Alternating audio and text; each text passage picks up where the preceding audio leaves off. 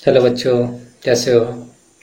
तो ऑलरेडी हम लोग कंप्यूटर एप्लीकेशन के 3 चैप्टर पढ़ चुके हैं। अभी हम लोग जा रहे हैं बच्चों 4 चैप्टर के ऊपर में, जो कि ऑपरेटर एंड एक्सप्रेशन से रिलेटेड है। तो जैसे मैंने नोट्स बना के आपको 3 चैप्टर पढ़ा दिए हैं, अब जो नेक्स्ट मैं 4 चैप्टर पढ़ाने जा रहा हूँ ये भी आपको नोट्स बना के अच्छी तरह से मैं पढ़ा दूंगा। और ये आपका जो ऑपरेटर के ऊपर में रिलेटेड है, साथ ही साथ इसके साथ एक्सप्रेशन भी ऐड कर दिया हूँ। तो बच्चों इसमें क्या होगा ना, ऑपरेटर के बारे में तो आप जानोगे, साथ ही साथ आपको ये जानने को मिलेगी कि ऑपरेटर कितने तरह के हैं, क्या क्या है, और उसको किस तरह से आप प्रोग्रामिंग में यूज कर सकते हो। वो सारा का सारा चीज़ मैंने कॉन्सेप्ट आपको ये चैप्टर में पढ़ा दिया हूँ। साथ में मैंने इंक्रीमेंट डिक्रीमेंट जो होता है आपका, प्लस प्लस माइनस माइनस, इसके ऊपर में भी इसी में मैंने ऐड कर दिया है। तो आई होप जिस तरह से आप ऑलरेडी 3 चैप्टर को पढ़े, इसे भी उसी तरह से आप पढ़ोगे। और बच्चों आपकी तरफ से कुछ कमेंट्स आए थे, कुछ बच्चों को प्रॉब्लम्स हुआ था कि बोल रहे थे कि सर आप जो चैप्टर्स के नाम लिख रहे हो वो चैप्टर्स हमारे बुक में मतलब वो नाम हमारे बुक के फर्स्ट चैप्टर में या सेकंड चैप्टर में उस तरह से नहीं है। तो बच्चों आपको टेंशन लेने की बिल्कुल कोई ज़रूरी नहीं है। जो मैं चैप्टर्स का नाम लिख रहा हूँ वो हो सकता है कि आपके बुक में ना हो, लेकिन जो कंटेंट्स हैं उसके वो आपके बुक्स में 100% है। ठीक है बच्चों, आपके जो सिसकी जो है आईसीएसई बोर्ड जो है, उसने जो सिलेबस बनाया है, मैंने वही सिलेबस को देख करके आपको पढ़ा रहा हूँ। और आप अगर सोच रहे हो कि सर आप हम लोग आउटसाइड सिलेबस पढ़ा रहे हो या फिर ये तो बुक में है ही नहीं, बिल्कुल नहीं बच्चों, मैं आउटसाइड सिलेबस आपको बिल्कुल नहीं पढ़ाऊँगा। जो पढ़ाऊँगा आपका सिलेबस से ही पढ़ाऊँगा। ठीक है, अगर मैं आउटसाइड पढ़ाता हूँ तो कोई बेनिफिट नहीं होता है। तो मैं आपको सिलेबस से ही पूरा पढ़ाया हूँ। और हो सकता है कि मतलब जो मैं फर्स्ट चैप्टर में पढ़ाया हूँ वो हो सकता है आपके बुक में फर्स्ट चैप्टर में ना हो, वो सेकंड चैप्टर में हो। जो सेकंड चैप्टर में पढ़ाया हो वो हो सकता है थर्ड या फोर्थ में हो। इस तरह से आगे पीछे वेरी कर सकता है, लेकिन जो मैं पढ़ा रहा हूँ वो आपके बुक में 100% है। आगे या पीछे कहीं भी है तो वो बुक में आप थोड़ा सा आगे पीछे उल्टाओगे तो आपको मिल जाएगा। प्लस एक्स्ट्रा भी है, तो एक्स्ट्रा भी मैं आपको जो मिसलेनियस क्लासेस के बाद कुछ मैं लूँगा उसमें आपको मैं कवर कर दूंगा। और इस ये जो 4 चैप्टर होगा उसके बाद बच्चों में प्रोग्रामिंग कॉन्सेप्ट मैं शुरू कर दूंगा। तो आई होप बच्चों कि आपके जो डाउट्स हैं वो क्लियर हो गए कि क्लास 9 या फिर क्लास 10 के बच्चों, क्लास 10 के बच्चों जो स्पेशली सुमिता अरोरा के बुक फॉलो कर रहे हैं उसमें देखोगे कि आपके सिलेबस में पहले ही लिखा हुआ है रिवीजन ऑफ क्लास 9। तो वहाँ पे आप देखोगे तो जो जो मैंने चैप्टर्स कवर किया है वो सब वहाँ पे मौजूद है। तो आप वहाँ से भी आप समझ सकते हो। क्लास 9 के बच्चों आप थोड़े से सीरियस लेकर के इसे पढ़ो, क्योंकि देख रहे हो कि क्लास 9 जो भी बच्चे आप पढ़ रहे हो वो क्लास 10 में भी बच्चे पढ़ रहे हैं। मिस कॉम्बाइन में क्लास कर रहा हूँ, तो आप समझ पा रहे होगे कि कितना इम्पोर्टेंट है ये क्लास का। तो और जितने हो सके अच्छी तरह से नोट्स बना लो और बुक में भी जाओ बच्चों। ऐसा नहीं कि मैं बोल रहा हूँ खाली वीडियो देख के रह जाओ, बुक में भी थोड़ा सा उल्टाओ, आगे पीछे उल्टाओ, देखो बुक में क्या चीज़ है, मैंने वो चीज़ पढ़ाया वो बुक आपकी बुक में कहाँ पे है वो आपको मिल जाएगा। चैप्टर नेम सेम नहीं हो सकता है और कुछ चैप्टर के नेम सेम हो भी सकते हैं। अगर नहीं हो रहा है तो कोई टेंशन लेने की बात नहीं है बच्चों, उसके सिलेबस जो है उसको मैं दे रहा हूँ आपको। तो आई होप कि आपका सारा का सारा डाउट क्लियर हो गया होगा। और फिर भी अगर आपको कुछ डाउट होता है तो मुझे आप मैसेज कर सकते हो, कॉल कर सकते हो। ठीक है, मेरा टोल फ्री नंबर आपके लिए अवेलेबल है। तो बच्चों अभी हम जा रहे हैं नेक्स्ट चैप्टर, जो कि 4 चैप्टर ऑपरेटर एंड एक्सप्रेशन। तो इसको हम लोग शुरू कर रहे हैं। ठीक है बच्चों, तो आई होप आप अच्छी तरीके से नोट्स बना लोगे और पढ़ोगे। ठीक है बच्चों, थैंक यू। हेलो बच्चों, तो अभी हम लोग शुरू करने जा रहे हैं हम लोग का नेक्स्ट चैप्टर, जो कि है ऑपरेटर एंड एक्सप्रेशन इन जावा। ठीक है बच्चों, तो ये हम लोग का चैप्टर नंबर 4 है, operator and expression in Java. Already बच्चों हम लोग 3 चैप्टर डिस्कशन कर चुके हैं। तीनों चैप्टर जो है हम लोग का पहले ऑब्जेक्ट ओरिएंटेड प्रोग्रामिंग के ऊपर डिस्कशन किए थे, फिर history and development of Java, और उसके बाद हम लोग डाटा टाइप्स के ऊपर में डिस्कशन किए थे। ठीक है बच्चों, तो अभी जो हम लोग कर रहे हैं ये जो नेक्स्ट चैप्टर है ऑपरेटर एंड एक्सप्रेशन इन जावा। तो ऑपरेटर्स के बारे में बच्चों थोड़ा बहुत मैंने 3rd चैप्टर में बताया था। ठीक है, कि जो कि अरिथमेटिक ऑपरेशन या फिर आपके लॉजिकल ऑपरेशन, रिलेशनल ऑपरेशन, इसके लिए आपको यूज़ किया जाता है।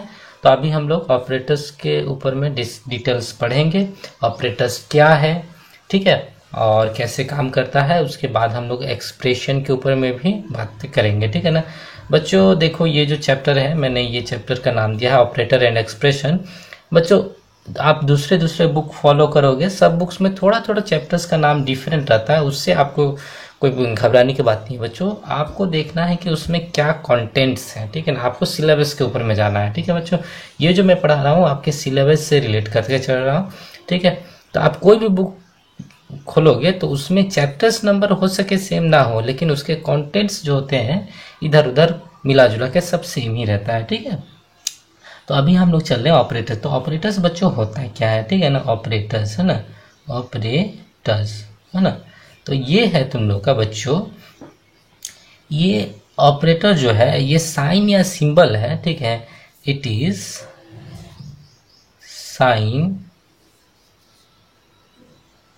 इट इज साइन और सिंबल, ठीक है ना, साइन और symbol to perform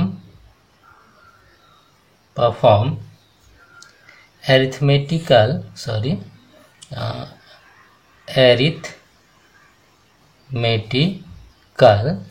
and logical है ना, लॉजिकल एक्सप्रेशन, ठीक है ना। एरिथमेटिकल और लॉजिकल एक्सप्रेशन को सॉर्ट आउट करने के लिए ये हम लोग ऑपरेटर्स यूज करते हैं, ठीक है। तो बच्चों देखो ऑपरेटर्स कई तरह के होते हैं, ठीक है ना, जैसे कि अरिथमेटिक हो गया, लॉजिकल हो गया और एक रिलेशनल है। तो पहले हम लोग बता देते हैं इसका एक एग्जाम्पल देखें कि इसमें ऑपरेटर्स कौन सा है, ठीक है। जैसे कि मैंने एक लिखा C = A+B है ना, एस्ट्रिक 9, इस तरह से मैंने कुछ लिखा, ठीक है। तो अब इसमें बच्चों ऑपरेटर कौन कौन है, ठीक है ना। तो देखो बच्चों यहाँ पे जो इक्वल टू है, प्लस है और एस्ट्रिक है, ये तीनों जो है ये तीनों है ऑपरेटर है ना, इसको तीनों को बोला जाएगा ऑपरेटर, ठीक है। और उसके बाद C हो गया, A हो गया, B हो गया और ये 9 हो गया, ये है आपके ऑपरेंड। क्या है बच्चों, ऑपरेंड। तो जो ऑपरेटर के थ्रू से ऑपरेंड ऑपरेट होगा उसे बोला जाएगा ऑपरेंड, है ना। समझ गए बच्चों, which operate through operator is known as your operand, है ना। तो ये क्या है बच्चों, ऑपरेंड। ऑपरेंड के बारे में भी मैं लिख दे रहा हूं, ठीक है ना। विच ऑपरेट थ्रू ऑपरेटर, है ना, उसको बोला जाएगा ऑपरेंड। समझ गए बच्चों यहाँ पे। तो यहाँ पे कौन ऑपरेटर है, कौन ऑपरेंड है, ठीक है। तो ये मैंने एक लिखा, ठीक है, और उसके बाद आपको ऑपरेटर और ऑपरेंड बता दिया, ठीक है।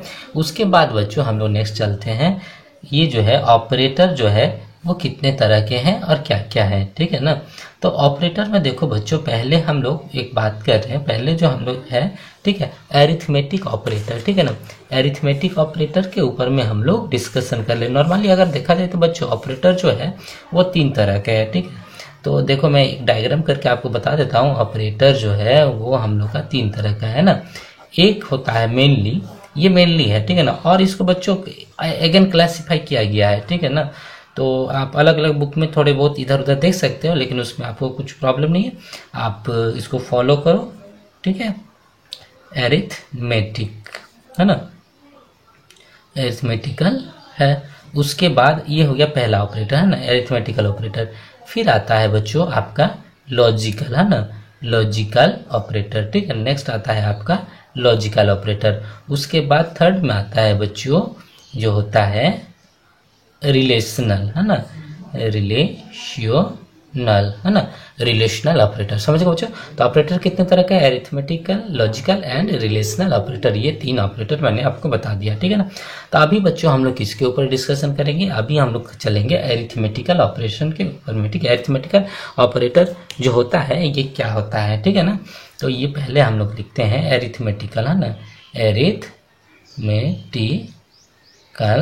ऑपरेटर, है ना, ऑपरेटर, ठीक है ना।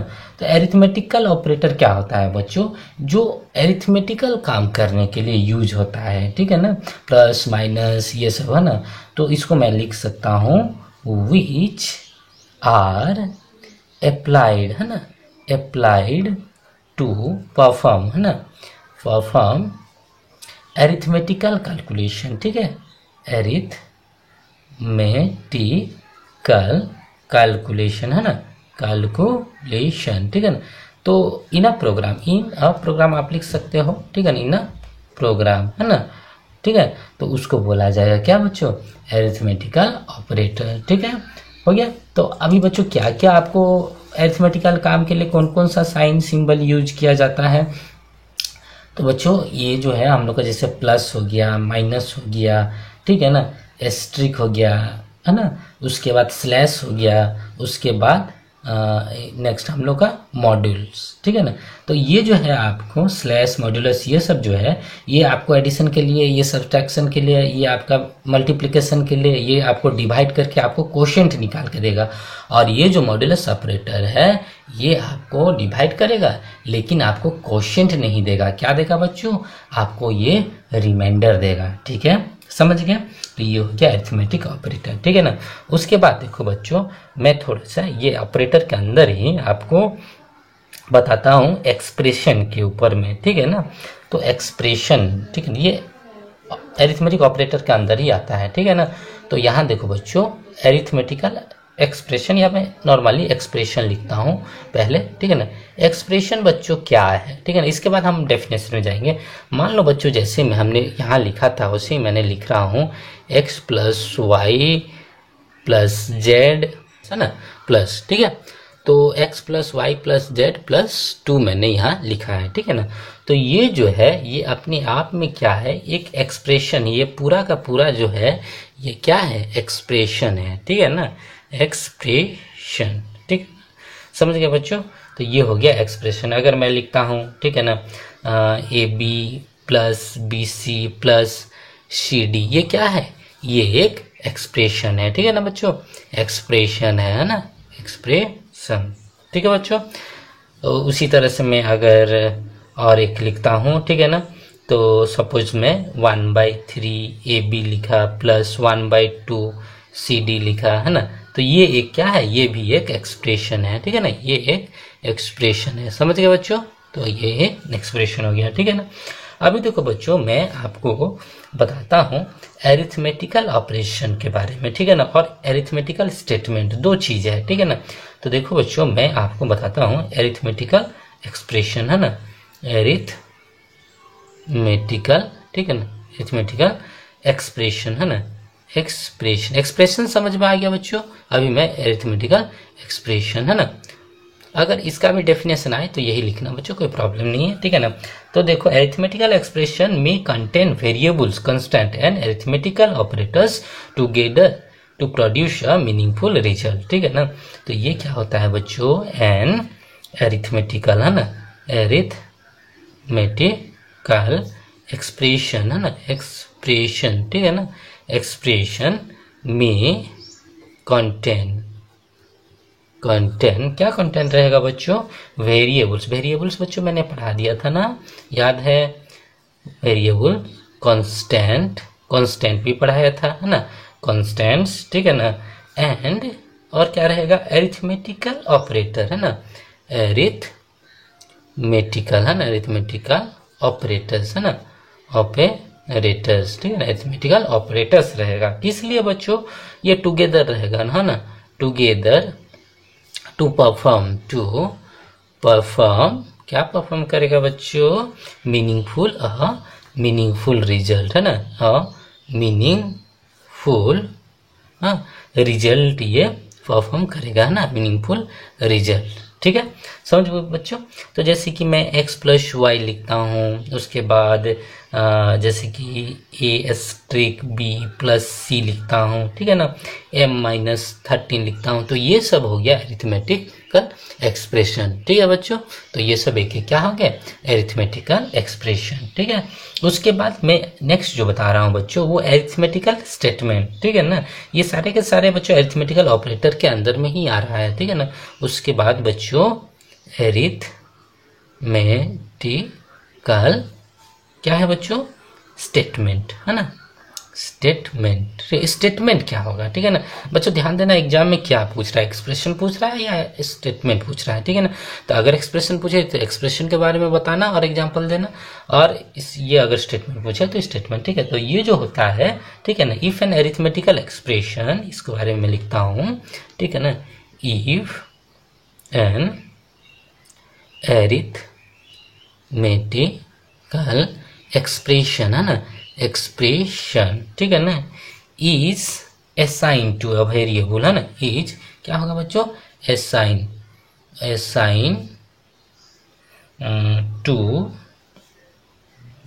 अ वेरिएबल, है ना, variable, then it is known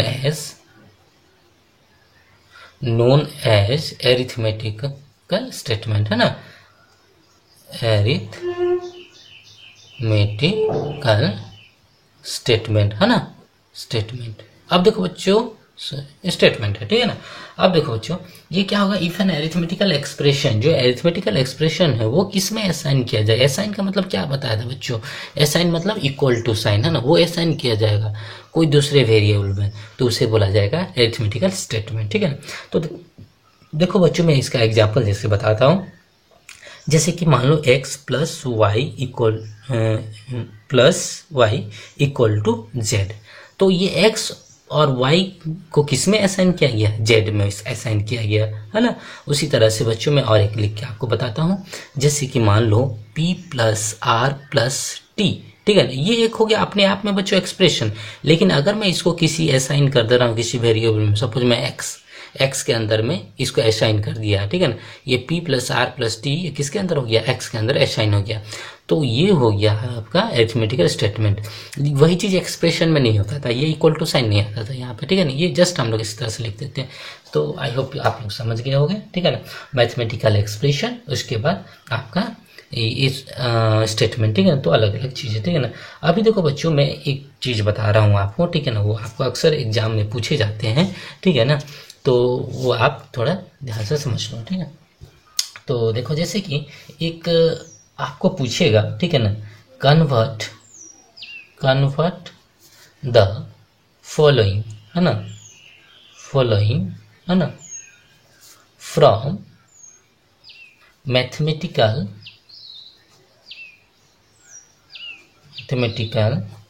expression to Java expression, है ना, जावा एक्सप्रेशन, ठीक है ना, एक्सप्रेशन, ठीक है। तो अभी देखो बच्चों, मैथमेटिकल एक्सप्रेशन से जावा एक्सप्रेशन हम लोग कैसे कन्वर्ट करेंगे। मान लो मैं ऐसे लिख रहा हूँ, ये मैथमेटिकल एक्सप्रेशन, ठीक है, ये मैथमेटिकल एक्सप्रेशन मैं इधर कर देता हूँ और इधर में आपका जावा एक्सप्रेशन, ठीक है, मैथमेटिकल एक्सप्रेशन। मान लो ये हो गया मेरा mathematical expression a b c, उसी चीज को जावा एक्सप्रेशन में कैसे लिखेंगे, a asterisk b asterisk c, ठीक है। उसके बाद अगर मैं a square plus b square लिखा, तो इसको अगर हम लोग लिखना चाहेंगे तो कैसे लिखेंगे जावा एक्सप्रेशन में, ए एस्ट्रिक ए, है ना, प्लस बी एस्ट्रिक बी, ठीक है। तो ये हो गया आपका जावा एक्सप्रेशन। उसी तरह से मैं लिख रहा हूँ 2l प्लस बी, है ना, मैथमेटिकल एक्सप्रेशन, जावा एक्सप्रेशन कैसे लिखेंगे, 2 एस्ट्रिक l प्लस बी, हो गया। तो ये हो गया हमारे जावा एक्सप्रेशन, इसी तरह से आप लिख सकते हो, ठीक है ना, हो गया। अब देखो बच्चों, एरिथमेटिकल ऑपरेटर जो हम लोग पढ़े, एरिथमेटिक ऑपरेटर वो होते कितने तरह के हैं, ठीक है ना, समझ गए बच्चों। तो देखो अभी हम लोग एरिथमेटिक ऑपरेटर, है ना, एरिथमेटिक ऑपरेटर, है ना, जो हम लोग डेफिनेशन जो बताया मैं यहाँ, जो बच्चों में पहले पेज में मैं दिखाता हूँ, पहला पेज जो था उसमें मैं बताया था ऑपरेटर, एरिथमेटिकल ऑपरेटर जो था ना, ये इसी का, ये तो एरिथमेटिक ऑपरेटर बता दिया, उसी के अंडर में उसी से ये रिलेटेड है, ठीक है। बट ये पर्सनली इसको कितने तरह से डिवाइड किया गया है वो चीज मैं अभी आपको बता रहा हूँ, ठीक है ना। तो देखो बच्चों, एरिथमेटिक ऑपरेटर जो होता है, ऑपरेटर जो होता है, ठीक है ना, ये आपके कितने तरह के होते हैं, ठीक है ना, ये मेनली आपके 3 तरह के होते हैं। पहले होता है यूनारी, है ना, यूनारी ऑपरेटर, है ना, ऑपरेटर, है ना। उसके बाद होता है आपके बच्चों बाइनरी ऑपरेटर, है ना, बाइनरी ऑपरेटर, है ना। Binary operator. उसके बाद बच्चों लास्ट में जो होता है वो आपका होता है टर्नरी ऑपरेटर, है ना, टर्नरी ऑपरेटर, ठीक है ना, ये हो गया। तो पहला क्या है बच्चों, यूनारी, है ना, बाइनरी, है ना, उसके बाद आपका है टर्नरी, ठीक है ना। तो 3 तरह का है, याद रह जाएगा बच्चों। अरिथमेटिक ऑपरेटर्स कितने तरह के हैं। उसके बाद बच्चों हम लोग चलते हैं यूनारी ऑपरेटर के ऊपर में, ठीक है ना। यूनारी ऑपरेटर के ऊपर में हम लोग डिटेल्स पढ़ते हैं ना, यूनारी ऑपरेटर, है ना, ऑपरेटर, ठीक है। तो यूनारी ऑपरेटर क्या है बच्चों, इसके ऊपर में हम लोग डिस्कशन करते हैं, ठीक है ना। तो ये यूनारी ऑपरेटर वही होता है बच्चों जो कि सिंगल ऑपरेंड के साथ काम करता है, ठीक है ना, समझ गए बच्चों। Are those which is applied, है ना, applied with a single operand, है ना, ऑपरेंड, ठीक है ना, इज नोन एज, क्या, इज नोन एज, क्या होगा बच्चों, यूनारी ऑपरेटर, है ना, यूनारी ऑपरेटर, है ना। एक ही ऑपरेंड रहेगा उसके साथ, ठीक है ना, कितना, एक ही ऑपरेंड। ऑपरेंड के बारे में बता दिया था बच्चों, किसी ऑपरेंड कहा जाएगा। अभी मान लो बच्चों ये मैं इसमें आपको बता रहा हूँ, इसमें ऑपरेंड कौन है, ये एस्ट्रिक जो है ये ऑपरेंड है, ठीक है ना। तो ये वैसा ऑपरेटर है जो कि एक ही मात्र ऑपरेंड के साथ ये काम करेगा, ठीक है ना। तो देखो बच्चों, तो ये जो यूनारी ऑपरेटर होते हैं वो 2 तरह के होते हैं, ठीक है ना। अभी देखो, एक प्लस के साथ रिलेटेड रहता है और एक माइनस के साथ, ठीक है ना। तो पहला जो है यूनारी का, ठीक है ना, तो यूनारी, है ना, यूनारी, ठीक है ना, यूनारी का ये प्लस ऑपरेटर, ठीक है ना, प्लस ऑपरेटर। उसके बाद आता है बच्चों, ठीक है ना, यूनारी माइनस ऑपरेटर, तो भी पढ़ेंगे, ठीक है ना। तो प्लस ऑपरेटर में देखते हैं बच्चों क्या होता है। जैसे कि मान लो बच्चों a इक्वल टू 8 है, a इक्वल टू 8 है, तो ये देखो मैंने लिखा, ये हो गया आपका यूनारी ऑपरेटर। कितना ऑपरेंड है इसमें, एक ही है, क्या, प्लस a। ये जो है ये आपका ऑपरेंड है, प्लस जो है ऑपरेटर है। तो कितना ऑपरेंड हो गया, देखो विच is applied with a single operand, तो इसमें कितना ऑपरेंड है, एक ही है ना, ए खाली, ठीक है ना।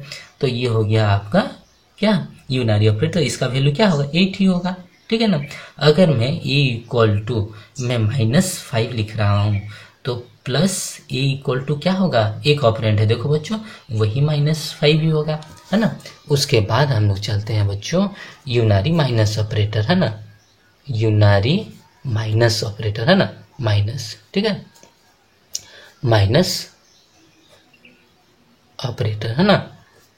इसमें क्या होगा बच्चों, यूनारी माइनस ऑपरेटर में मान लो a इक्वल टू है 5, तो माइनस यहाँ आ जाएगा, माइनस a इक्वल टू क्या होगा बच्चों, -5। देखो बच्चों ये हो गया यूनारी ऑपरेटर, है ना, क्यों, क्योंकि इसके पास एक ही ऑपरेंड है, ठीक है। उसी तरह से माइनस, सपोज मैं a इक्वल टू -6 ले रहा हूँ, तो माइनस a इक्वल टू क्या हो जाएगा बच्चों, माइनस माइनस प्लस हो जाएगा, तो यहाँ +6 हो जाएगा, ठीक है बच्चों। तो ये समझ गए, ये हो गया। उसके बाद देखो, और इसी से रिलेटेड में आता है इंक्रीमेंट और डिक्रीमेंट ऑपरेटर, यूनारी का ही, है ना। तो यूनारी ये बहुत ही इंपॉर्टेंट है बच्चों, यूनारी इंक्रीमेंट, है ना, increment and decrement operator, decrement, है ना। यहाँ से बच्चों एक आईसीएससी में, इधर आप क्लास 9 के हो या क्लास 10 के हो, आपको आईसीएससी में 1 या 2 क्वेश्चन श्योर आपको आ जाएंगे, ठीक है ना। तो 2 मार्क्स या फिर 4 मार्क्स के क्वेश्चन श्योर आ जाएंगे, ये 100% बच्चों गारंटी है, ठीक है ना। आप कोई भी क्वेश्चन देख लो, हर बार ये इसमें से आया ही है। तो पहले देखते हैं होता क्या है। तो पहले देखो यूनारी इंक्रीमेंट, ठीक है ना, और डिक्रीमेंट 2 चीज है, ठीक है ना। तो इंक्रीमेंट ऑपरेटर जो होता है, इंक्रीमेंट, है ना, इंक्रीमेंट वो होता है आपके प्लस प्लस, है ना। और डिक्रीमेंट जो होते हैं, ठीक है ना, डिक्रीमेंट जो होते हैं वो होते हैं बच्चों माइनस माइनस, ठीक है ना। तो इंक्रीमेंट समझ में आया, डिक्रीमेंट। तो प्लस प्लस में क्या होगा बच्चों, 1 प्लस होता है, ठीक है ना। और माइनस माइनस में क्या होगा बच्चों, 1 माइनस होगा, 1 के साथ रिलेटेड है ना, 1 आइदर प्लस होगा या फिर माइनस होगा, ठीक है बच्चों। तो ये हो गया यूनरी इंक्रीमेंट और डिक्रीमेंट, ठीक है ना। तो अब देखो बच्चों प्लस प्लस और माइनस माइनस, ठीक है ना, 2 कंडीशन में हम लोग लगा सकते हैं, ठीक है ना। एक होता है बच्चों प्रीफिक्स और एक होता है बच्चों पोस्टफिक्स, ठीक है ना। तो एक होता है क्या, प्रीफिक्स, और एक होता है बच्चों पोस्टफिक्स। क्या होता है, पोस्टफिक्स। एक होता है प्रीफिक्स और एक होता है पोस्टफिक्स, ठीक है। तो प्रीफिक्स मतलब होता है बच्चों पहले, ठीक है। तो अगर कोई भी ये जो ऑपरेटर है आइदर इंक्रीमेंट या फिर डिक्रीमेंट, अगर वो वेरिएबल से पहले हम लोग लगा रहे हैं तो वो बन जाएगा बच्चों प्रीफिक्स। जैसे कि प्लस प्लस एक्स, ठीक है, समझ गए। तो ये हो गया बच्चों हम लोग का क्या, प्रीफिक्स। और उसी तरह से माइनस का भी लगा सकते हैं, माइनस माइनस एक्स, तो ये हो गया बच्चों प्रीफिक्स, ठीक है। उसी तरह से प्लस प्लस जेड, है ना, उसी तरह से माइनस माइनस जेड, है ना, तो ये सब हो गया प्रीफिक्स। उसके बाद आता है बच्चों पोस्टफिक्स, है ना। पोस्टफिक्स में बाद में लगेगा, आपका जो साइन है वो बाद में लगेगा। अगर कुछ इस तरह से आप लिख रहे हो तो ये पोस्टफिक्स, है ना, एक्स माइनस माइनस, ठीक है, Z plus plus Z minus minus, तो ये हो गया बच्चों क्या, पोस्टफिक्स। समझ में आ गया बच्चों, प्रीफिक्स और पोस्टफिक्स, ठीक है। तो बच्चों प्रीफिक्स और पोस्टफिक्स, अभी देखो इसमें भी एक 1 इंक्रीमेंट होगा, इसमें भी 1, सॉरी हाँ, इसमें भी 1 जो प्लस होगा उसमें 1 इंक्रीमेंट होगा, और जो माइनस है उसमें 1 डिक्रीमेंट होगा, इसमें भी वही होगा बच्चों। तो वो होगा कब बच्चों, ठीक है। तो अभी हम लोग थोड़ा सा ध्यान देकर समझना बच्चों, ये थोड़ी सी बहुत ही इंपॉर्टेंट चीज़ है, थोड़ी, ठीक है, ट्रिकी है बट इम्पोर्टेंट है, ठीक है ना। प्रीफिक्स, ठीक है ना, प्रीफिक्स का कंडीशन होता है बच्चों, प्रीफिक्स है ना, इसके बारे में मैं बता रहा हूँ, ठीक है ना। प्रीफिक्स, प्रीफिक्स बोलता है इसमें क्या होगा, change then use, then use, है ना, पहले चेंज करो उसके बाद यूज करो, ठीक है ना। इसको CTU भी बोला जाता है। पोस्टफिक्स बोलता है, ठीक है, ये पोस्टफिक्स है ना, उसका वैल्यू जो चेंज होगा उसके ऊपर मैं बता रहा हूँ, कब इंक्रीमेंट होगा 1, कब डिक्रीमेंट होगा। पोस्टफिक्स जो होता है वो यूज देन चेंज, है ना, यूज देन चेंज, ठीक है बच्चों। तो UTC मतलब प्रीफिक्स अगर रहता है कोई वेरिएबल से पहले, ये एक वेरिएबल है, इससे पहले अगर रहता है तो चेंज, उसका वैल्यू पहले चेंज करना है, मतलब 1 इंक्रीमेंट करना है, फिर उसको यूज करना है, समझो बच्चों, ठीक है। प्रीफिक्स में क्या करना है, चेंज देन यूज। तो x का कुछ भी वैल्यू रहेगा, ठीक है ना, x का जो भी वैल्यू रहेगा, तो प्लस प्लस है तो पहले इंक्रीज कर लेंगे, उसके बाद उसको यूज करेंगे, ठीक है। और पोस्टफिक्स में क्या होगा, यूज देन चेंज, जो वैल्यू इनिशियली रहेगा, ठीक है ना, अगर 5 है 6 है जो भी है तो वही रहेगा, उसी को यूज करेंगे, उसके बाद चेंज कर देंगे दूसरे के लिए, ठीक है ना, समझ गए बच्चों। तो देखो अभी मैं उसको एग्जाम्पल दे करके आपको और अच्छी तरीके से समझाऊंगा, ठीक है ना, उसके बाद आप समझ पाओगे, है ना। तो देखो बच्चों कैसे मैं एग्जाम्पल देकर आपको समझाता हूँ, इसके लिए समझ पाओ, ठीक है। तो देखो बच्चों यहाँ पे मैं आपको समझा रहा हूँ प्रीफिक्स और पोस्टफिक्स के बारे में, है ना। तो देखो बच्चों जैसे मैं प्रीफिक्स, और एक बार वो रूल्स को मैं लिख दे रहा हूँ, ठीक है ना, ताकि आप समझ जाओ ना। प्रीफिक्स क्या है, चेंज देन यूज, है ना।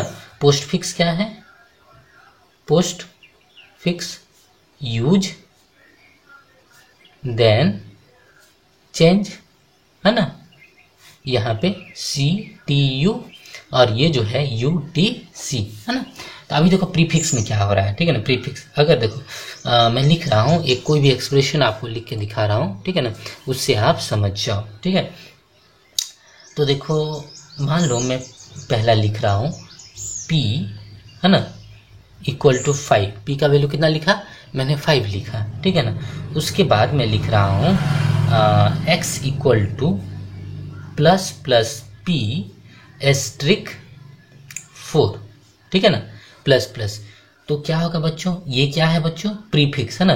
तो प्रीफिक्स में क्या बोल रहा है, चेंज देन यूज, तो ये प्लस प्लस है, तो प्लस प्लस होने से एक इंक्रीमेंट होगा या डिक्रीमेंट, इंक्रीमेंट होगा, ठीक है ना। तो पहले चेंज कर देते हैं, है ना, तो चेंज कर दे, तो प्लस प्लस P है तो 5 से 6 हो जाएगा, है ना, एस्ट्रिक 4 इक्वल टू 24, ठीक है, ये हो गया। उसी को अगर बच्चों पोस्ट फिक्स में आपको एग्जांपल में बताऊं, ठीक है ना, तो मान लो P इक्वल टू 5 है, ठीक है ना, ये है सेकेंड में, है ना, p इक्वल टू 5 है और x मेरे को निकालना है p प्लस प्लस, है ना, एस्ट्रिक 4, ठीक है ना। तो अभी देखो बच्चों p का वैल्यू 5 है और p प्लस प्लस बोल रहा है, ठीक है ना। तो उसमें बोल रहा है क्या, तो पोस्ट फिक्स में यूज करो देन चेंज कर लो।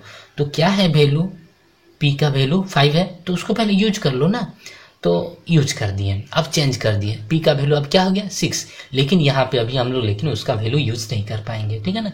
और उसके बाद एस्ट्रिक 4, तो ये हो गया बच्चों 20। समझ में आया डिफरेंस बच्चों।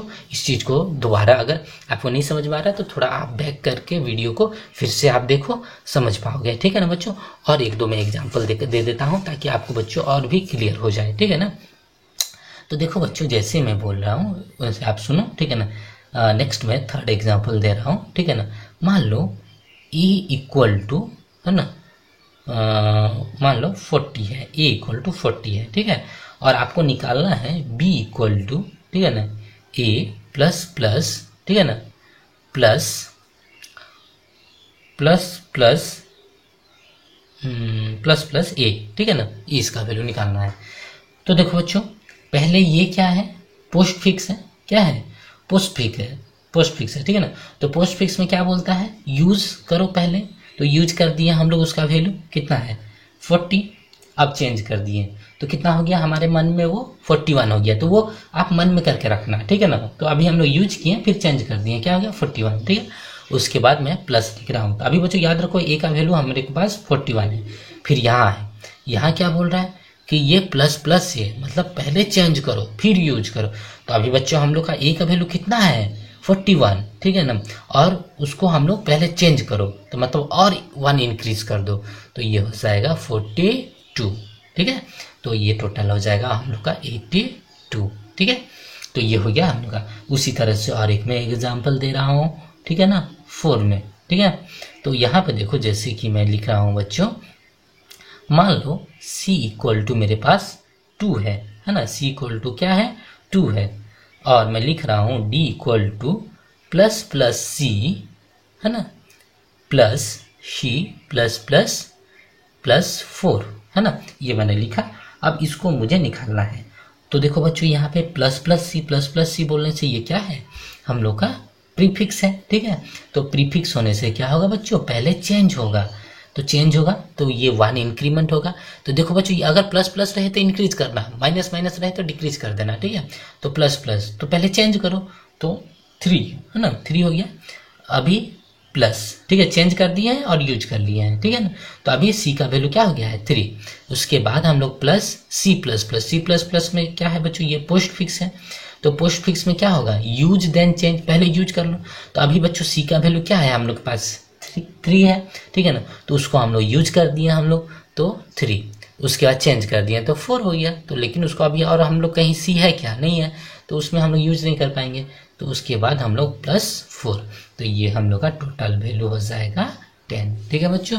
तो ये हो गया मेरे पास आपके कुछ इंक्रीमेंट जो है आपके ऑपरेटर के ऊपर में, ठीक है ना। उसी तरह से अगर मैं और एक आपको समझाता हूँ, ठीक है ना, एक माइनस माइनस के ऊपर में लेकर के मैं समझाता हूँ, ठीक है, ताकि दोनों तरफ से आप क्लियर हो जाओ। मान लो x का वैल्यू है 5 और मुझे निकालना है y equal to minus minus x plus x minus minus, है ना, प्लस x, ठीक है ना, इसका वैल्यू निकालना है। तो कैसे निकालूंगा बच्चों, माइनस माइनस एक्स मतलब ये क्या है, प्रीफिक्स है।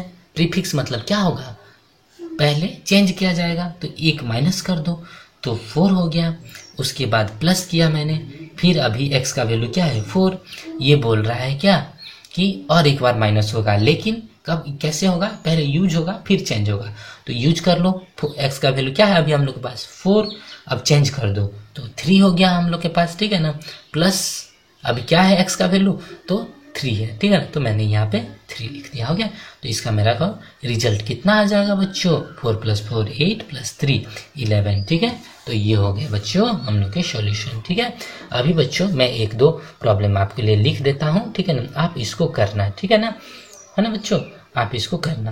तो आप देखो जैसे मैं एक लिख रहा हूँ, ये मैं y इक्वल टू मैं 14 लिख दिया हूँ, ठीक है ना, y इक्वल टू 14, और मैं थोड़ा सा ट्विस्ट कर दे रहा हूँ आपके लिए। तो z इक्वल टू है ना प्लस प्लस y करना आप, ठीक है ना, स्ट्रिक, उसके बाद y प्लस प्लस करना, ठीक है ना, उसके बाद +5 है ना, +5 करना, ठीक है बच्चों। तो इसको आप करना, और इसके जो रिजल्ट जो होंगे वो आप लिख के हमें आप कमेंट करना, ठीक है। और अगर आप चेक करना चाहो तो इसके जो रिजल्ट होंगे ये आपके आंसर जो है आपके 300 होगा, ठीक है बच्चों। क्या होगा आपका आंसर? 300 होगा, है ना।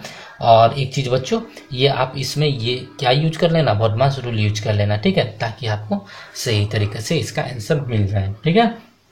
हो गया बच्चों। और अगर आपको कुछ प्रॉब्लम होगा तो आप कमेंट्स करना, मुझे मैसेज करना, मैं आपको क्लियर कर दूंगा, या फिर आपको नेक्स्ट वीडियो में बता दूंगा इसका आंसर, बट आप ट्राई करना, ठीक है ना। इसका हो गया बच्चों। उसके बाद एक दे देता हूँ प्रॉब्लम, थोड़ा सा इजी वाला दे देता हूँ, ठीक है ना, इसको आप ट्राई करना, है ना। तो जैसे कि बच्चों मैं दे रहा हूँ, है ना, ये पहला हो गया, है ना, दूसरा भी आप ट्राई करना। जैसे कि मैं दे रहा हूँ c इक्वल टू 4, है ना, और उसके बाद मैं दे रहा हूँ आपको डी फाइंड करना है, प्लस प्लस सी, है ना, प्लस सी प्लस प्लस, है ना, प्लस आपको 6, है ना बच्चों। इसका आप रिजल्ट आप फाइंड आउट कर लेना, ठीक है। हो गया बच्चों। और एक दे दूँ क्या? दे देता हूँ, ठीक है, आपको और एक दे देता हूँ, ठीक है। m इक्वल टू 12 मैंने दे दिया, ठीक है ना। और उसके बाद में बच्चों आपको n फाइंड आउट करना है, n equal to m plus plus asterisk 5 plus minus minus m, है ना। बॉडमास रूल ये सब में यूज करना बच्चों, है ना। तो ये आपको दे दिया, और इसके जो रिजल्ट है आपके 72 आएंगे शायद, है ना। इसके जिससे लगा 72 आ जाएंगे, ठीक है ना। आप करके देखना, अगर 72 आ रहा है तो सही है, ठीक है ना। तो ये बच्चों उसके बाद हम लोग चलते हैं, ये हो गया हम लोग का इंक्रीमेंट और डिक्रीमेंट, ठीक है ना। उसके बाद हम लोग नेक्स्ट जो चल रहे हैं हम लोग, ये हम लोग यूनरी के ऊपर में कर रहे थे, है ना। उसके बाद हम लोग चल रहे हैं बाइनरी, है ना, बाइनरी ऑपरेटर। बाइनरी ऑपरेटर क्या होगा बच्चों? बाइनरी ऑपरेटर 2 ऑपरेंड के साथ ये काम करेगा, which works with 2 operand, okay. इसको लिख सकता हूँ which deals with 2 operand, 2 operand, है ना, ऑपरेंड्स, ठीक है, 2 ऑपरेंड्स के साथ काम करेंगे। तो ये सब क्या क्या है बच्चों? ये प्लस है, माइनस है ना, एस्ट्रिक है, स्लैश है, मॉड्यूलस है ना। तो ये सब है, तो 2 के साथ आपको काम करेगा ये। a प्लस बी हो गया, a माइनस बी हो गया, है ना, इस तरह से। उसी तरह से a एस्ट्रिक बी हो गया, a स्लैश बी हो गया, समझ में आ गया ना। उसके बाद a मॉड्यूलस, है ना, भी समझ में आ गया बच्चों कि कौन सा चीज किस लिए, ये एडिशन, ये सब्ट्रैक्शन, ये मल्टीप्लिकेशन, ये डिवीजन, क्वोशिएंट, और ये भी डिवीजन बट रिमाइंडर निकालेगा, है ना। उसके बाद बच्चों हम लोग चलते हैं बाइनरी के बाद हम लोग बच्चों चलते हैं टर्नरी ऑपरेटर के ऊपर में, है ना। टर्नरी ऑपरेटर, है ना, टर्नरी ऑपरेटर। टर्नरी क्या होगा बच्चों? तो ये टर्नरी जो होगा बच्चों, यूनरी क्या होता था बच्चों? 1 के साथ, बाइनरी 2 के साथ। टर्नरी डील्स विथ 3 ऑपरेंड, ये क्या करेगा? डील्स विथ 3 ऑपरेंड, है ना, 3 ऑपरेंड, ऑपरेंड, ठीक है ना, 3 ऑपरेंड के साथ ये डील्स करेगा। जैसे कि बच्चों मैं आपको बता रहा हूँ, ठीक है, मान लो कि इसका एग्जाम्पल अगर मैं देता हूँ तो पहले इसका एक सिंटेक्स लिख देता हूँ ना। सिंटेक्स क्या होता है बच्चों? मतलब इसका लिखने का प्रोसेस, है ना, कैसे। तो ये पहले हम लोग को लिखा जाता है वेरिएबल इक्वल टू, उसके बाद टेस्ट एक्सप्रेशन, है ना, क्वेश्चन। तो बच्चों देख सकते हो यहाँ पे वेरिएबल, ठीक है ना, इक्वल टू टेक्स्ट एक्सप्रेशन, और ये जो आपका टर्नरी ऑपरेटर के लिए मैंने यहाँ पे क्वेश्चन साइन दिया है। उसके बाद एक्सप्रेशन 1 और एक्सप्रेशन 2। इसका मतलब जो ये हुआ कि ये वेरिएबल का वैल्यू जो निकलेगा वो ये टेस्ट एक्सप्रेशन के ऊपर में डिपेंड रहेगा, ठीक है ना। अगर ये टेस्ट एक्सप्रेशन सेटिस्फाई हो जाता है तो एक्सप्रेशन 1 दिखाएगा, और अगर ये टेस्ट एक्सप्रेशन सेटिस्फाई नहीं होता है, किसी कारण से रॉन्ग हो जाता है, फॉल्स आउटपुट आएगा, तो उस समय एक्सप्रेशन 2 दिखाएगा। ठीक है बच्चों, तो इसको मैं एग्जाम्पल के थ्रू से आपको समझाने का कोशिश करता हूँ ताकि आप समझ जाओगे। ठीक है, अब देखो बच्चों, मैंने यहाँ पे सपोज यहाँ पे मैंने लिखा, ठीक है, कि ए का वैल्यू 5 है, ठीक है ना, ए का वैल्यू 5, और मैंने लिखा कॉमा बी का जो वैल्यू है मैंने लिखा 3, ठीक है। उसके बाद मैं यहाँ लिख रहा हूँ मैक्स, ठीक है, max equal to a greater than b, है ना। उसके बाद मैं क्वेश्चन मार्क दिया जो कि टर्नरी ऑपरेटर का साइन है, उसके बाद ए कॉलन बी, ठीक है। तो इसका मतलब क्या हुआ बच्चों, मैक्स जो वैल्यू वेरिएबल है, इसका वैल्यू कैसे आएगा ना, ये टेस्ट एक्सप्रेशन के ऊपर डिपेंड रहेगा। अगर ये सेटिस्फाई होता है तो ये आउटपुट आएगा, नहीं तो ये आएगा। ठीक है, तो देखो बच्चों, यहाँ आप देख सकते हो कि ए का वैल्यू 5 है और बी का वैल्यू 3 है, तो क्या ए बी से बड़ा है? तो जी हाँ बच्चों, ये कंडीशन सेटिस्फाई हो रहा है, ए बी से बड़ा है, तो इस कंडीशन में क्या आउटपुट आएगा, ये आउटपुट आएगा। अगर किसी कारण से ये नहीं होता कि नहीं ए बी से बड़ा नहीं हो रहा, अगर वैल्यू अगर चेंज कर दिया, तो उस समय आपका बी आउटपुट आएगा। ठीक है, तो यहाँ पे आपका ए आउटपुट आएगा जिसका वैल्यू क्या आएगा, 5 आएगा। ठीक है, उसके बाद बच्चों हम लोग चलते हैं रिलेशनल ऑपरेटर के ऊपर में। ठीक है ना, तो ये हम लोग रिलेशनल ऑपरेटर के ऊपर में चलते हैं, रिलेशनल ऑपरेटर, है ना, ऑपरेटर। ठीक है, तो रिलेशनल ऑपरेटर क्या है, तो देखो बच्चों, these operator are used to show, है ना, शो द relationship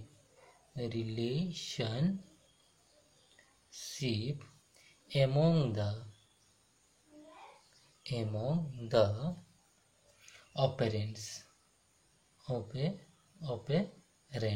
ठीक है ना, तो ये ऑपरेंड्स का बीच में रिलेशनशिप निकालने के लिए ये यूज होता है। ठीक है, तो अभी देखो बच्चों, रिलेशन के लिए हम लोग क्या क्या यूज करेंगे, आइदर लेस देन यूज करेंगे, ग्रेटर देन यूज करेंगे, लेस देन इक्वल टू हो गया, ग्रेटर देन इक्वल टू हो गया, इक्वल टू हो गया, है ना, उसके बाद नॉट इक्वल टू हो गया। ठीक है, तो इस तरह का ऑपरेटर हम लोग यूज करेंगे। तो ये तो आप समझते होंगे बच्चों, लेस देन, ये ग्रेटर देन, और ये लेस देन भी होने से चलेगा और इक्वल टू होने से भी चलेगा, ये ग्रेटर देन होना चाहिए और इक्वल टू भी होने से चलेगा। ये होता है बच्चों डबल इक्वल टू। इसका क्या काम होता है, तो इसका काम मैं समझा देता हूँ। ये तो नॉट इक्वल टू बच्चों नहीं होना चाहिए, ठीक है ना।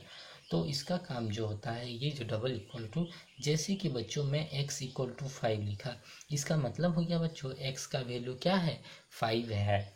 और अगर मैं अगर ये ऐसे लिखता हूँ x डबल इक्वल टू 5, इसका मतलब हुआ कि ये अभी तक श्योर नहीं है कि x का वैल्यू 5 है या नहीं, ये टेस्ट हो रहा है क्या x का वैल्यू 5 है, इसका मतलब हो गया कि x का वैल्यू 5 है। बट यहाँ पे इसका मतलब हुआ क्या, x का वैल्यू 5 है, तो ये टेस्ट है। ये आपका ट्रू में आंसर आ सकता है या फिर फॉल्स में आ सकता है, ट्रू या फॉल्स। ठीक है ना, तो हम लोग पढ़े थे ना बुलियन में, ठीक है ना, बुलियन डाटा टाइप हम लोग पढ़े, तो उसमें याद करो बच्चों, हम लोग ट्रू फॉल्स आउटपुट आता था। तो ये हो गया बच्चों रिलेशनल ऑपरेटर के ऊपर में, है ना। उसके बाद आता है बच्चों लॉजिकल ऑपरेटर, है ना, लॉजिकल, ठीक है ना, लॉजिकल ऑपरेटर। तो ये लॉजिकल ऑपरेटर क्या होता है बच्चों, तो ये लॉजिक के ऊपर में डिपेंड करता है, वही ट्रू फॉल्स होगा लेकिन इसमें कुछ लॉजिक दिए जाएंगे। जैसे कि बच्चों इसका मैं डेफिनेशन लिख लेता हूँ, देज ऑपरेटर्स yield एज, या फिर yield 1 करेगा, yield 1 और 0, है ना, डिपेंडिंग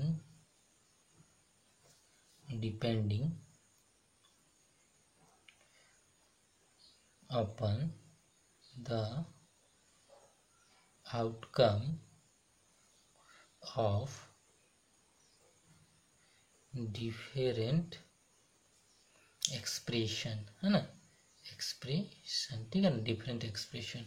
तो इधर 0 रिटर्न करेगा या फिर 1, ट्रू होने से 1, फॉल्स होने से वो 0 रिटर्न करेगा। ठीक है, तो इसमें क्या क्या आते हैं बच्चों, तो ये आते हैं पहले एंड आते हैं। ठीक है, पहले एक है ये है एंड ऑपरेटर है ना, एंड। उसके बाद बच्चों आता है एंड के बाद ये जो है ये आपका हो गया और है ना, और ऑपरेटर, ये और है। ठीक है, उसके बाद ये है एक, इसको बोलते हैं नॉट है ना, नॉट ऑपरेटर। तो इतने सारे ऑपरेटर जो है आपके आते हैं लॉजिकल ऑपरेटर के अंदर में। ठीक है ना, तो अभी देखो बच्चों डिटेल्स हम लोग जाते हैं कि किसको किस लिए यूज किया जाता है। ठीक है, तो बच्चों देखो इसको जो यूज किया जाता है ये किस लिए यूज किया जाता है, जैसे कि पहले हम लोग देख लेते हैं कि जो एंड है इसका यूज कैसे होता है। मान लो मैं कंडीशन एंड के लिए आपको बता रहा हूँ। ठीक है ना, A greater than B and A greater than C. ठीक है ना, समझ गए, मतलब ए बी से भी बड़ा होना चाहिए और ए किससे बड़ा होना चाहिए, सी से भी बड़ा होना चाहिए। ठीक है ना, तब जाके वो ट्रू करेगा या फिर 1 आउटपुट देगा। ठीक है ना, या फिर जो आप मैसेज लिखोगे वो आउटपुट देगा। ठीक है ना, अगर ऐसे में मतलब दोनों कंडीशन, ये भी कंडीशन सेटिस्फाई होना चाहिए और ये भी कंडीशन, ये दोनों में से कोई एक अगर गलत हो जाता है तो आपका 0 आ जाएगा आउटपुट। ठीक है, उसी तरह से और का आप ले सकते हो। ठीक है ना, और का जैसे कि ए ग्रेटर देन बी और ए ग्रेटर देन सी, मतलब ये दोनों में से कोई एक, ये भी हो जाने से चलेगा ये भी हो जाने से चलेगा और दोनों होने से तो चलेगा ही, लेकिन कोई एक होने से एटलीस्ट 1 आउटपुट दे देगा, मतलब ट्रू आउटपुट हो जाएगा।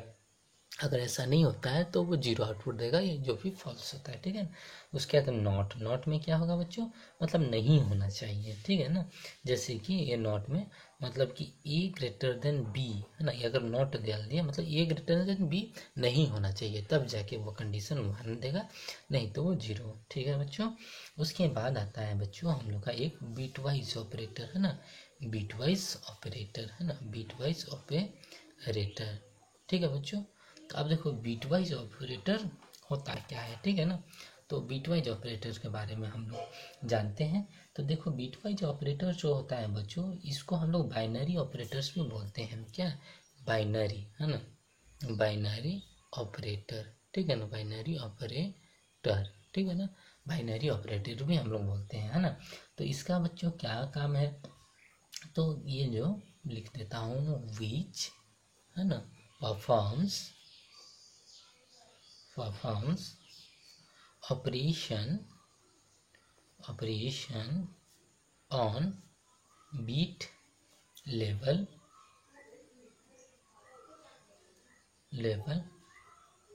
of the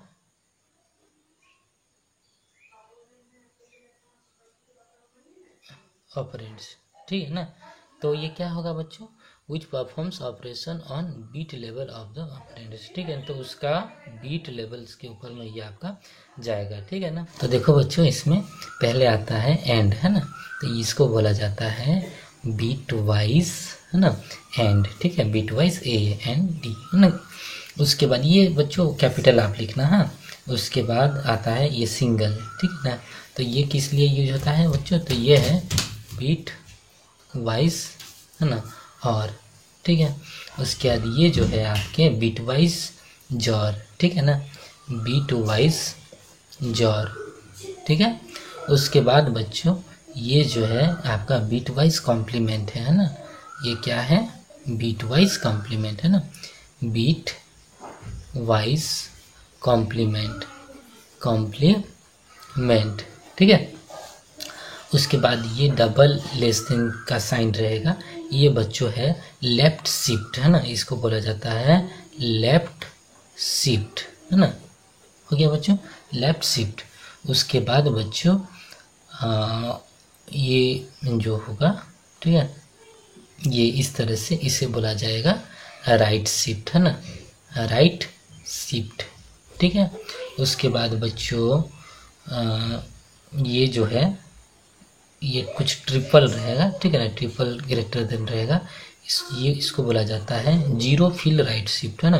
क्या है, जीरो फील राइट शिफ्ट है ना, राइट शिफ्ट है ना, जीरो फिर राइट शिफ्ट, ठीक है। उसके बाद ये आपका आ गया बच्चों, ठीक है, ये आपका लेफ्ट शिफ्ट असाइनमेंट है ना, लेफ्ट शिफ्ट असाइनमेंट क्या है, लेफ्ट शिफ्ट असाइनमेंट, असाइनमेंट, ठीक है, लेफ्ट शिफ्ट असाइनमेंट है ना। उसके बाद और एक आएगा इसका, अगर बच्चों अपोजिट हो जाएगा तो राइट शिफ्ट हो जाएगा है ना। उसके बाद ये हो गया आपका zero fill right shift assignment है ना, क्या है ये आपका है zero fill right shift assignment, right shift assignment है ना, असाइनमेंट। ये सब ऑपरेटर जस्ट आपको याद रखने हैं, थ्योरी में आएगा और प्रोग्रामिंग में आप कहीं कहीं आप इसको भी यूज करोगे, ठीक है। तो ये हो गया बच्चों हम लोग का ऑपरेटर के ऊपर में ये चैप्टर 4 ख़त्म हो गया। इसके बाद हम लोग प्रोग्रामिंग कॉन्सेप्ट शुरू करेंगे, सिंपल प्रोग्रामिंग से जाएंगे, उसके बाद धीरे धीरे हम लोग बड़े प्रोग्रामिंग की भी तरफ जाएंगे। तो नेक्स्ट क्लास हम लोग का प्रोग्रामिंग क्लास होगा।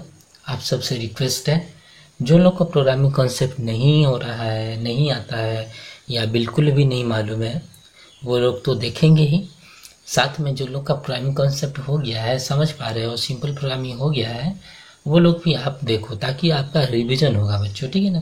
आप कोई चीज़ को जितनी बार रिवीजन करोगे आपके लिए ही बेटर है ना। जैसे कि आप देखते हो कि बच्चों एक छोटा बच्चा जब वो सर्कल करता है तो वो अच्छा नहीं बनता है, लेकिन उसी चीज़ को वो बार बार जब सर्कल करने का कोशिश करता है तो धीरे धीरे वो अच्छा बनने लगता है। तो इसीलिए बच्चों आप एक बार सर्कल बना लिए तो ओवर कॉन्फिडेंस पे मत रहना कि मेरा हो गया है, ठीक है ना। आप जितनी बार हो सके देखो, ठीक है ना, ताकि आपका रिवीजन होगा, आपके माइंड में वो चीज़ बैठ जाएंगे, तो आप किसी भी तरह का प्रोग्रामिंग आने से आप घबराओगे नहीं, ठीक है बच्चों। तो नेक्स्ट क्लास में बहुत जल्दी आपके लिए अवेलेबल करा दूंगा, जो कि आपका प्रोग्रामिंग कॉन्सेप्ट के ऊपर में रहेगा।